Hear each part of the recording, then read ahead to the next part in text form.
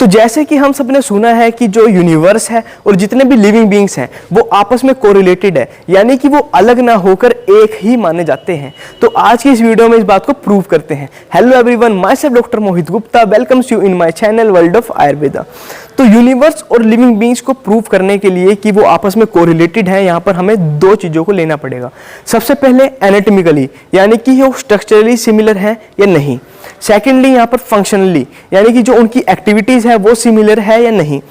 तो स्टार्ट करते हैं। जय आयुर्वेदा, जय धन्वंतरी जी। तो सबसे पहले यहाँ पर बात करते हैं स्ट्रक्चरली, यानी कि जो उनका स्ट्रक्चर है एनाटॉमिकली वो कैसे सेम है। तो जैसे कि हमने अपनी प्रीवियस वीडियोस में देखा कि जो यूनिवर्स है, जितने भी नॉन लिविंग थिंग्स है हमारे यूनिवर्स में, वो सारी की सारी पंच महाभूतों के संयोग से मिलकर बनी है। और हमने देखा कि जो लिविंग बीइंग्स हैं, जैसे कि ह्यूमन बॉडी होगी या फिर जितने भी जीव जंतु हो गए और जो प्लांट्स हैं, वो सारे के सारे भी पंच महाभूतों के संयोग से मिलकर ही बने हैं।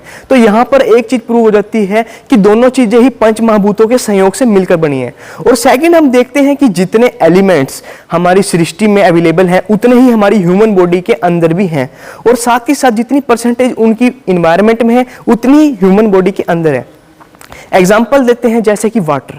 सृष्टि में जो पानी की रेशो है या फिर परसेंटेज है वो है 70%, और ह्यूमन बॉडी के अंदर भी 70% है। ऑक्सीजन देखें तो 68% है दोनों के अंदर।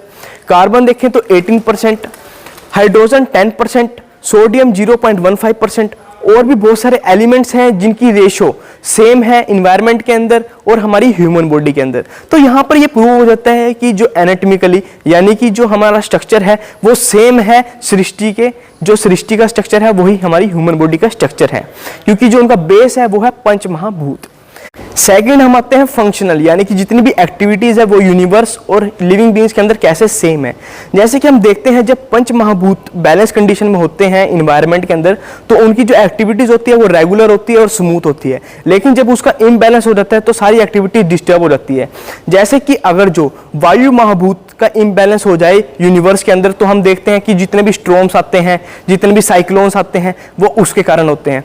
अगर जो अग्नि महाभूत का इम्बैलेंस हो जाए तो हम देखते हैं जो वोल्केनो इरप्शन होते हैं, जितने भी वोल्केनो होते हैं वो फटते हैं। और साथ के साथ हम देखते हैं कि एनवायरनमेंट का जो टेम्परेचर है वो बहुत ज़्यादा हाई हो जाता है। अगर जो हम बात करें जल महाभूत की, अगर जो उसका इम्बैलेंस हो जाए सृष्टि के अंदर, तो हम देखते हैं बहुत ज़्यादा हैवी रेनफॉल होती है, फ्लड्स आते हैं। और अगर जो जल महाभूत कम हो जाए तो क्या होता है, सूखा पड़ जाता है। तो यहाँ पर अगर जो हम देखते हैं सृष्टि के अंदर, तो पंच महाभूतों का इम्बैलेंस ही जितनी एक्टिविटीज़ है, जो डिस्टर्ब एक्टिविटीज़ है, उनको करता है।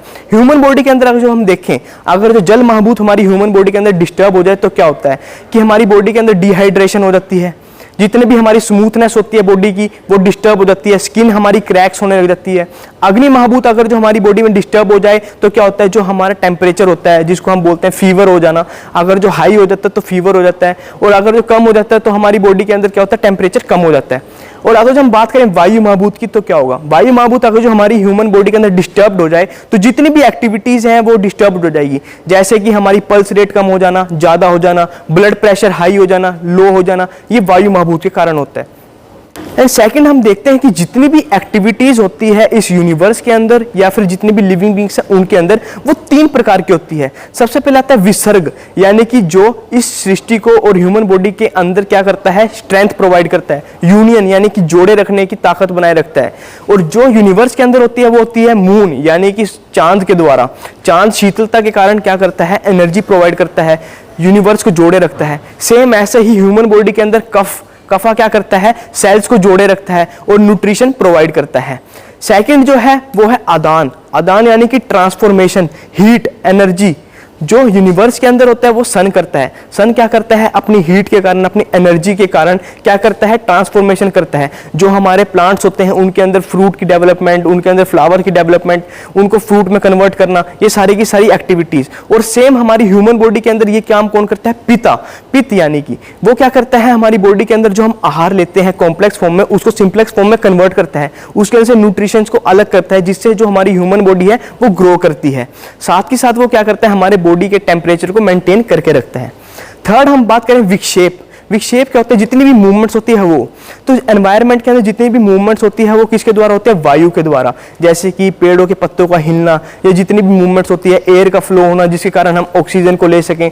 और शरीर के अंदर जो ह्यूमन बॉडी के अंदर है, जो हम इस एक्टिविटीज की बात करें, वो करता है हमारा वात। वात क्या करता है, जितनी भी मूवमेंट्स होती है उनको करता है, जिसके कारण हम क्या करते हैं, ऑक्सीजन को इनहेल कर पाते हैं और कार्बन डाइऑक्साइड को एक्सहेल कर पाते हैं। तो जितनी भी मूवमेंट्स होती है वो वात के द्वारा होती है ह्यूमन बॉडी के अंदर, और यूनिवर्स के अंदर होती है वायु के द्वारा। तो यहाँ पर हमने देखा कि जितनी भी एक्टिविटीज है, या फंक्शनल सिमिलैरिटी की बात करें या फिर एनाटॉमिकल सिमिलैरिटी की, वो सेम ही है हम लिविंग बींग्स के अंदर और यूनिवर्स के अंदर। तो ये कहना गलत नहीं होगा कि जो यूनिवर्स है और जो हम लिविंग बींग्स हैं वो अलग ना होकर एक ही हैं, यानी हम यूनिवर्स का ही एक पार्ट है। तो यहाँ पर हम देखते हैं कि जो आयुर्वेद है वो हमें सिखाता है कि कैसे हम अपने इस नेचर के साथ, एनवायरनमेंट के साथ, यूनिवर्स के साथ कैसे फ्रेंडशिप करें और हम अपने स्वास्थ्य को बनाए रखें। तो यहाँ पर जो आयुर्वेद है इसके अंदर बहुत अच्छा रोल प्ले करता है कि कैसे हम अपने महाभूतों को बैलेंस्ड करें, कैसे हम अपने दोषों को बैलेंस्ड रखें। तो उम्मीद करता हूँ कि आप समझ गए होंगे कि ये जो यूनिवर्स है और जो लिविंग बींग्स हैं जितने भी, वो सारे के सारे एक ही हैं, एनाटॉमिकल भी और फंक्शनल भी सिमिलर है। जय आयुर्वेदा, जय धन्वंतरी जी।